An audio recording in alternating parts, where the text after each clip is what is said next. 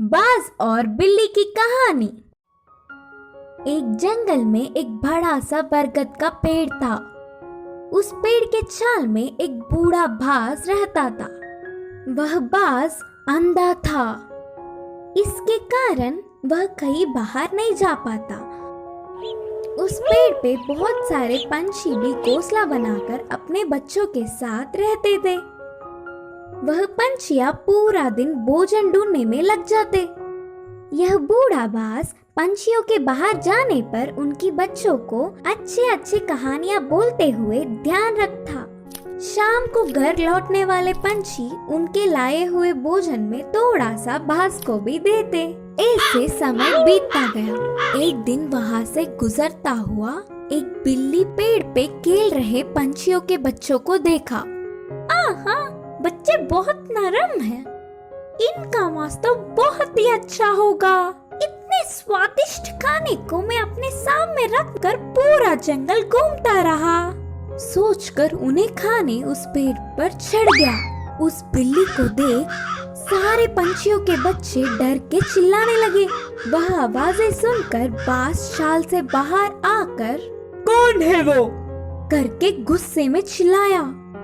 उस चिल्लाहट सुनते ही बिल्ली के ऊपर के प्राण ऊपर ही गए।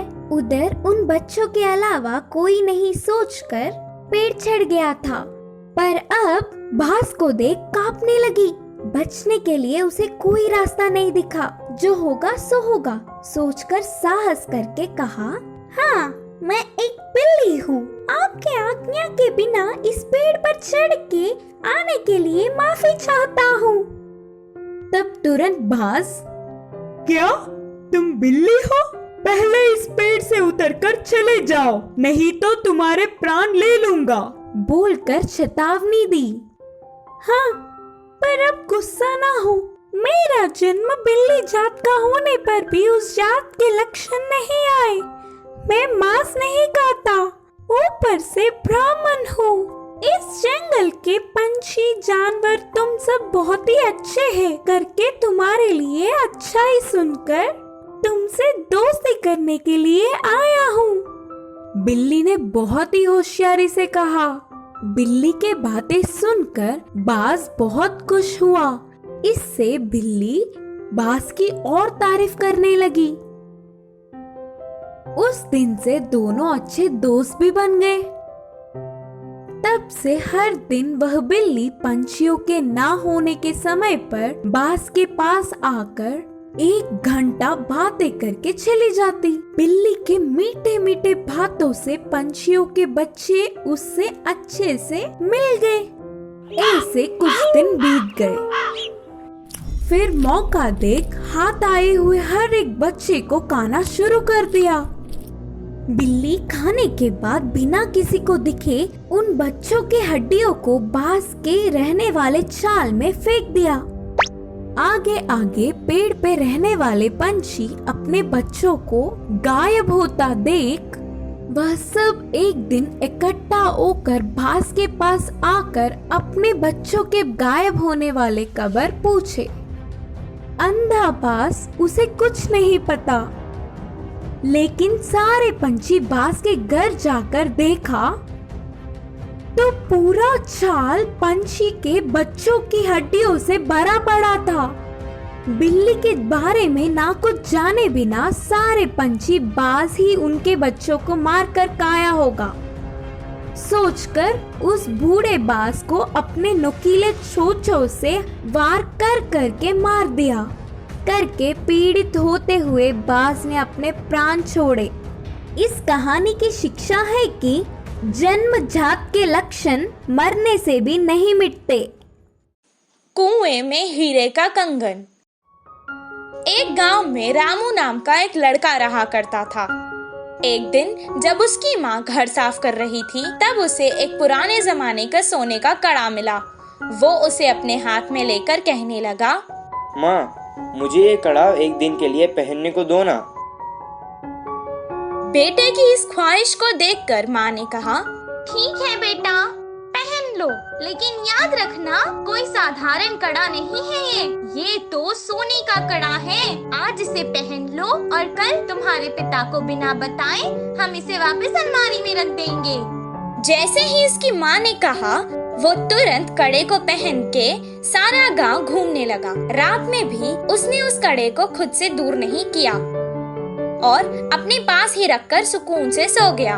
उस रात उसके गांव में चोर घुस आए और जिसके घर से उन्हें जो कुछ मिलता था, जैसे पैसे, जेवर, सोना, सब उठाकर ले जाते थे। सुबह जब उसके गांव वालों को पता चला कि उनकी सभी मूल्य चीजें चोरी हो चुकी हैं, वो सब शोर मचाने लगे। कितना ढूंढने पर भी चोर का पता नहीं चला। रामू की वजह से उसके पुरखों का सोने का कड़ा चोरी हो चुका था। ये सुनकर उसके पिताजी को बहुत गुस्सा आया और वो डांटने और मारने लगे। कुछ देर बाद उसने कहा, वो कोई खिलौना नहीं था जो तुमने खो दिया, वो मेरे पुरखों की निशानी थी। अब दोबारा मुझे अपनी सूरत नहीं दिखाना, निकल जाओ यहाँ से। बेटे को कड़ा देने के लिए वो अब अपनी पत्नी को भी डांटने लगा। वहीं रामू अपने पिता से मार खाकर बहुत दुखी होकर घर से रोते रोते निकल गया। पास के बगीचे में जाकर एक बड़े पेड़ के नीचे रोता हुआ वो बैठ गया। वहीं पेड़ के नीचे जो चोर ने उसका कड़ा चुराया था, वो चोरी किया हुआ सामान वहां बंटवारा कर रहे थे। वो दोनों चोर जोर जोर से बात कर रहे थे। ये सुनकर रामू को पता चल गया कि वो वही चोर है। वो धीरे से वहां से उठा और कुएं के पास जाकर कुएं में देखकर रोने लगा और कहने लगा कि उसके हीरों का कड़ा कुएं में गिर गया है। उसके रोने की आवाज सुनकर चोर उसके पास आए और रामू से पूछने लगे कि वो क्यों रो रहा है।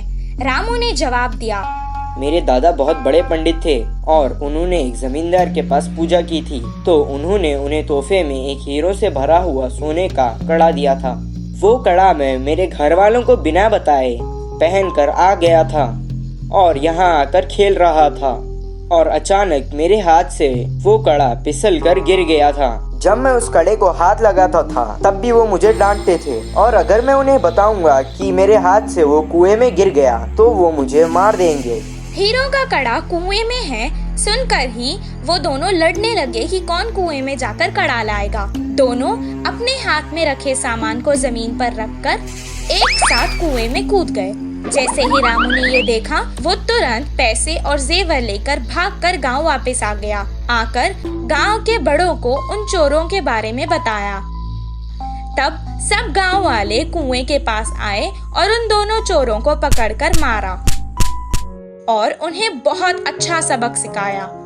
सबके जेवर और पैसे उन्हें वापस मिल गए।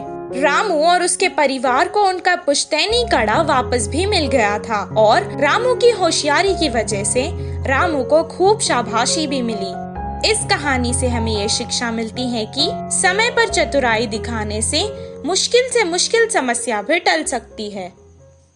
पछताने वाला मोर। एक जंगल में कौवा पंछी बहुत अच्छे मित्र थे। वे एक दूसरों की मुश्किलों में मदद करते थे। एक दिन कौवा पंछी के रहने वाले जगह पर बचाओ बचाओ मित्र बचाओ बोलते हुए कांपता एक मोर उनके पास भागते हुए आया। क्या हुआ मित्र, कहाँ से भागते आ रहे हो? इतने परेशान क्यों हो?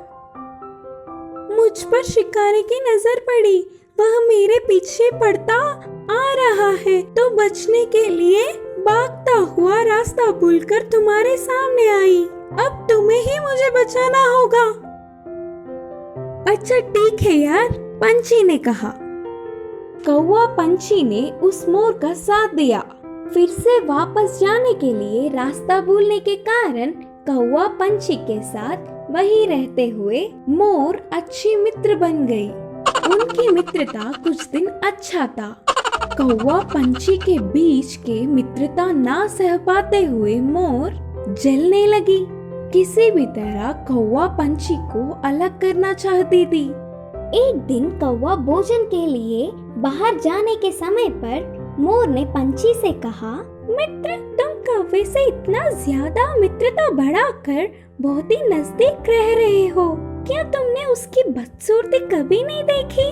उसे देख सब चिढ़ जाते हैं। तुम्हारा उससे दूर रहने में ही भलाई है। मैं जो कहनी चाहती थी वो कह चुकी, बाकी तुम्हारी मर्जी। वह सुनकर अचानक चौंकने वाला पंछी मोर से कहा, हाँ सच्ची, मैंने इतने दिनों से कौवे के बारे में सोचने की कोशिश भी नहीं की। हट, उससे क्या दोस्ती, उससे क्या मित्रता। तुम्हारे जैसे सुंदर वालों से मित्रता करने से मेरा मूल्य और होदा बढ़ेंगे। उसकी चाल सफल हुई करके मोर खुश हुई। आगे आगे मोर पंछी के व्यवहार में परिवर्तन देख कौवा उन्हें उसे दूर करने की बुरी सोच को समझी। एक दिन, मित्रों, मेरी वजह से तुम्हें तकलीफ हो रहा होगा, इसीलिए इधर के पास में ही एक घोंसला बनाया। मैं वहाँ जाकर रहूँगा। चलता हूँ करके कौवा उदास होकर कहा। वह अपने आप जा रहा है करके बोलने पर मन ही मन बहुत खुश होकर, अच्छा अब तुम्हारी मर्जी मित्र, मोर और पंछी ने कहा। मोर और पंछी कौवे का भला टली करके खुशी मनाने लगे। ऐसे समय बीतता गया। पुराने मित्रों को छोड़ के आए हुए बहुत दिन होने से कौवे को उन्हें देखने की इच्छा जागी। पुरानी जगह पर उड़ता हुआ आया। उसी क्षण अपने पंख खोलकर नाचने वाले मोर पर एक शिकारी ने निशाना लगाया। कौवा देखा और परेशान हुआ। हटो वहाँ से, मोर मित्र, हटो, खतरा खतरा बोलकर जोर से चिल्लाया। पास में मरी हुई सांप को अपनी चोंच से पकड़कर शिकारी पर छोड़ा। सांप अपने ऊपर गिरने से, बचाओ बचाओ, सांप सांप बोलते हुए जोर से चिल्लाकर डर के शिकारी वहाँ से भाग गया। यह सब देखकर मोर के होश उड़ गए। भागते हुए आकर कौवे की चरणों पर गिरी और रोते हुए कहा, माफ कर दो मित्र, सुंदरता के घमंड में मैं मेरे मुश्किल समय में मदद करने वाले तुम्हें धोखा दिया, लेकिन तुमने मेरे प्राण बचाए। तुम्हारा कर्ज कैसे भुगतान करूं? तब कौवे ने कहा, पछतावे से बड़ी कोई सजा नहीं। मैंने तुम्हें पूरे दिल से माफ किया। तभी आई हुई पंछी पूरी बात जानकर दुखी होकर अपनी की हुई गलती पर शर्मिंदा होकर सिर झुकाया। फिर तब से कौवा पंछी मोर हमेशा की तरह अच्छे मित्र जैसे रहने लगे। इस कहानी की शिक्षा है कि अपने भूलों को भी भुलाने वाला ही सच्चा मित्र होता है।